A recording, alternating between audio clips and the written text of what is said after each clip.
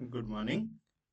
आज के इस वीडियो में हम लोग डिफरेंशिएबिलिटी का जो लास्ट टॉपिक है डार्बोक्स थ्योरम वो पढ़ेंगे। इसके बाद हम लोग मीन वैल्यू थ्योरम्स देखेंगे, लेकिन उससे पहले डार्बोक्स थ्योरम। डार्बोक्स थ्योरम में अगर याद करो, हम लोगों ने कंटिन्यूटी में इंटरमीडिएट वैल्यू प्रॉपर्टी पढ़ा था। इंटरमीडिएट वैल्यू प्रॉपर्टी फंक्शन के लिए पढ़ा था। डार्बोक्स थ्योरम बेसिकली उस चीज को फंक्शन के डेरिवेटिव में एक्सटेंड कर देता है। डेरिवेटिव में इंटरमीडिएट वैल्यू प्रॉपर्टी होगा या नहीं। अगर मान लो इस तरह का कोई फंक्शन है जो डिफाइंड है, हम एक क्लोज्ड इंटरवल कंसिडर कर रहे हैं -1 से +1।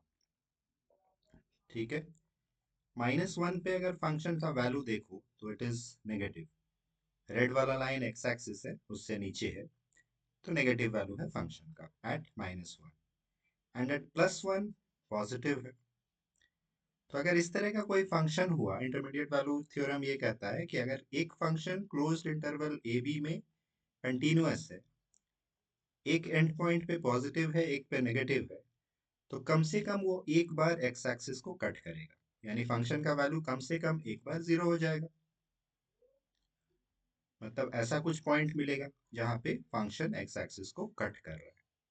और उसी के एक्सटेंशन को हम लोग देखे थे करोलरी के फॉर्म में, कि अगर नेगेटिव पॉजिटिव का रेस्ट्रिक्शन हटा के मान लो कोई भी दो डिफरेंट वैल्यूज है फंक्शन का एट ए एंड बी, दोनों एंड पॉइंट्स पे कोई भी दो अलग वैल्यू, तो उसके बीच अगर हम कोई भी वैल्यू ले, जैसे ये मान लो -0.3 से +1.5 तक गया है, तो उसके बीच में हम कोई भी रियल नंबर अगर कंसिडर करें, मान लो यहाँ पे कुछ है 0.6, तो ये फंक्शन कम से कम एक पॉइंट पे इस वैल्यू से पास करेगा। मतलब ऐसा वैल्यू मिलेगा सी का बिटवीन -1 एंड +1, मतलब ए और बी के बीच में, जहां पे फंक्शन का वैल्यू इतना हो रहा होगा कम से कम एक बार, जैसे यहाँ पे इस पॉइंट पे हो रहा है। ठीक है।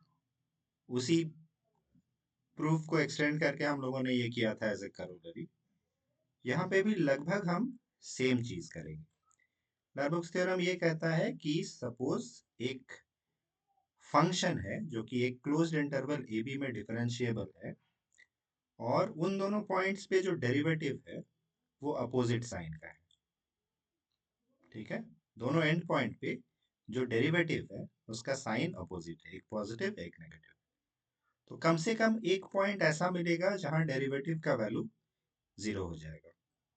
उन दोनों के बीच में, उस ओपन इंटरवल में, एंड पॉइंट्स पे नहीं, उन दोनों के बीच में कोई ऐसा पॉइंट मिलेगा जहां पे डेरिवेटिव का वैल्यू जीरो हो जाएगा। एंड इसी को अगर एक्सटेंड किया जाए तो एक करोलरी मिलता है कि अगर दोनों वैल्यू इक्वल नहीं है, f dash a and f dash b अगर इक्वल नहीं है, और उनके बीच में हम लोग कोई भी रियल नंबर के कंसिडर कर रहे हैं, तो ऐसा पॉइंट मिलेगा जहां पे कि एफ डैश का वैल्यू के हो जाएगा, कम से कम एक पॉइंट।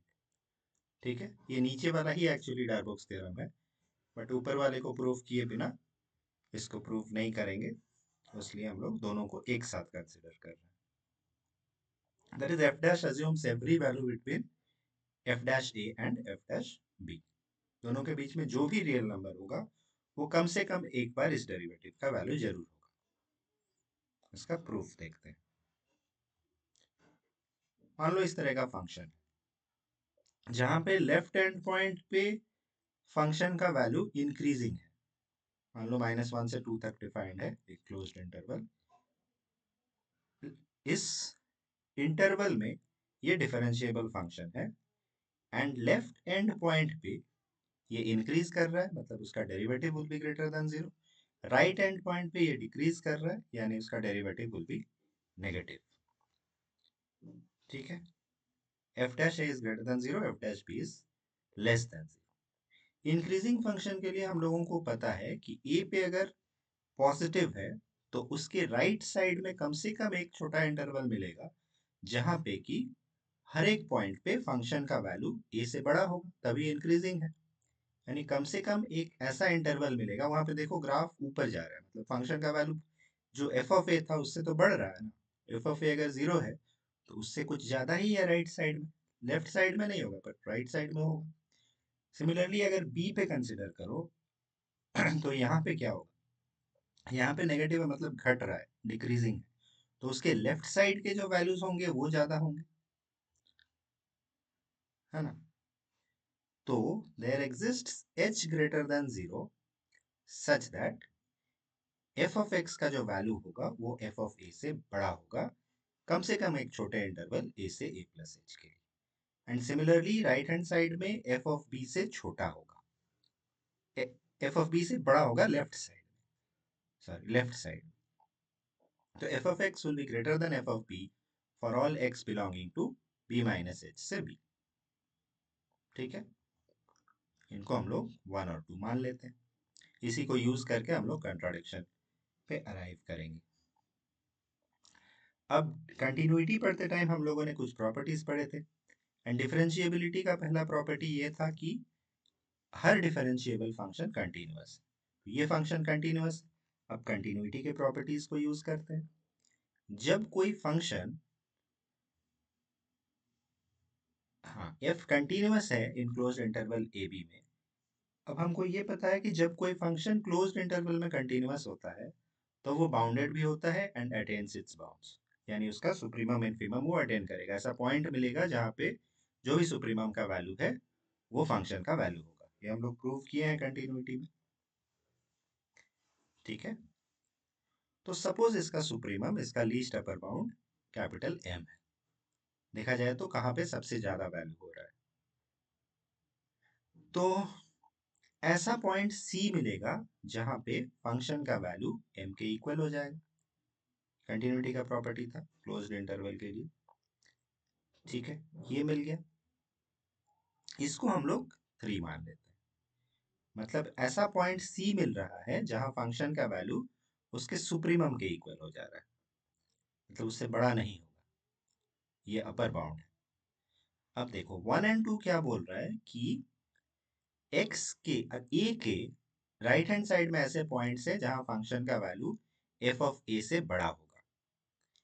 अगर हम c को a मान ले लेफ्ट हैंड पॉइंट, तो ये पॉसिबिलिटी ये बता रहा है कि c के जस्ट राइट में ऐसे पॉइंट्स होंगे जहां फंक्शन का वैल्यू उससे बड़ा हो जाएगा। तो ये तो हो नहीं सकता है, अगर f of c equal to m है, सुप्रीमम होगा तो उसको सबसे बड़ा होना है, तो उसके राइट साइड से वायलेशन हो रहा है। And similarly f of b में लेफ्ट साइड से वायलेशन हो रहा है। तो 1 2 3 हमको ये बता रहा है कि c हमारा दोनों एंड पॉइंट नहीं हो सकता है, ना तो a होगा ना तो b होगा। ठीक है, मतलब इंटरवल के बीच में कहीं होगा, दोनों एंड पॉइंट छोड़ दिए तो ओपन इंटरवल में। This implies c belongs to open interval a b। अब हम यही पॉइंट पे दिखाना चाह रहे हैं कि डेरिवेटिव 0 हो जाएगा, है ना, जहां पे मैक्सिमम हो रहा है। यहाँ पे भी देखो कि ग्राफ जहां सबसे ऊपर जाके टर्न कर रहा है उस पॉइंट पे अगर टेंजेंट लिया जाए तो वो एक्स एक्सिस से पैरेलल होगा कि नहीं, यानी वहां पे एफ डैश सी 0 होगा या नहीं। ऐसे अगर एक से ज्यादा भी पॉइंट रहे तो जो सबसे बड़ा है हम उसको कंसिडर कर ले रहे हैं। तो let if possible f dash c is greater than 0, हमको ये दिखाना है कि ये पॉसिबल नहीं है। एफ डैश सी अगर ग्रेटर देन 0 है तो इंक्रीजिंग है, मतलब उसके राइट में ऐसा इंटरवल मिलेगा जहां पे f of x is greater than f of c. ये फिर कंडीशन को वायलेट कर रहा है कि m सुप्रीमम है, m से बड़ा हो गया, which contradicts the fact that m is equal to supremum। Similarly अगर f dash c less than 0 हुआ तो भी वायलेशन होगा। Let if possible f dash c be less than 0। ठीक है, फिर से ऐसा इंटरवल मिलेगा, इस बार उसके लेफ्ट में c माइनस के से c तक, जहां पे कि फंक्शन का वैल्यू ज्यादा हो जाएगा, डिक्रीजिंग है ना, f ऑफ c से लेफ्ट में बड़ा होगा। तो फिर से ये m से बड़ा हो गया, जो कि पॉसिबल नहीं है क्योंकि m सुप्रीमम है यानी लीस्ट अपर बाउंड है, यानी अपर बाउंड है, तो उससे बड़ा नहीं हो सकता, which is again a contradiction. तो एक ही ऑप्शन बचा, that is f dash c is equal to 0। First part prove हो गया। इसको यूज करके हम ये दिखाएंगे कि एफ ऑफ ए और एफ ऑफ बी के बीच में हम एफ डैश ए और एफ डैश बी के बीच में हम कोई भी वैल्यू के लें तो वो भी ये अटेंड करेगा। हाँ, एफ डैश ए और एफ डैश बी अगर इक्वल नहीं है then f dash assumes every value between f dash b and f dash a। नया फंक्शन मानेंगे, के कोई भी रियल नंबर है, suppose between f dash b and f dash a. एक नया फंक्शन हम डिफाइन कर रहे हैं as f of x minus k of x. वहां भी अगर याद करो तो हम लोग ऐसा फंक्शन डिफाइन किए थे कंटिन्यूटी में प्रूव करने टाइम, इंटरमीडिएट वैल्यू प्रॉपर्टी। तो phi x equal to f x minus k x, ये फंक्शन डिफरेंशिएबल होगा क्योंकि एफ एक्स डिफरेंशिएबल है, एक्स डिफरेंशिएबल है, के से मल्टीप्लाई हो रहा है वो भी डिफरेंशिएबल होगा। एफ एक्स और दो डिफरेंशिएबल फंक्शंस का डिफरेंस ले रहे हैं, माइनस कर रहे हैं, तो वो भी डिफरेंशिएबल। तो फाई एक्स डिफरेंशिएबल है, उसका डेरिवेटिव हो जाएगा एफ डैश एक्स माइनस के। तो ए पे हो जाएगा एफ डैश ए माइनस के। अब एफ डैश ए को हम लोग के से बड़ा माने हैं, तो ये ग्रेटर देन जीरो हुआ। Similarly f dash b minus k less than zero हो गया। अब जो फर्स्ट पार्ट में हमने प्रूव किया कि अगर ऐसा फंक्शन है जो डिफरेंशिएबल है और उसका डेरिवेटिव एक एंड पॉइंट पे पॉजिटिव एक पे नेगेटिव है, तो बीच में ऐसा पॉइंट मिलेगा जहां पे कि फंक्शन का डेरिवेटिव जीरो हो जाएगा, यानी फाई डैश सी जीरो हो जाएगा। C belongs to a b such that phi dash c equal to zero.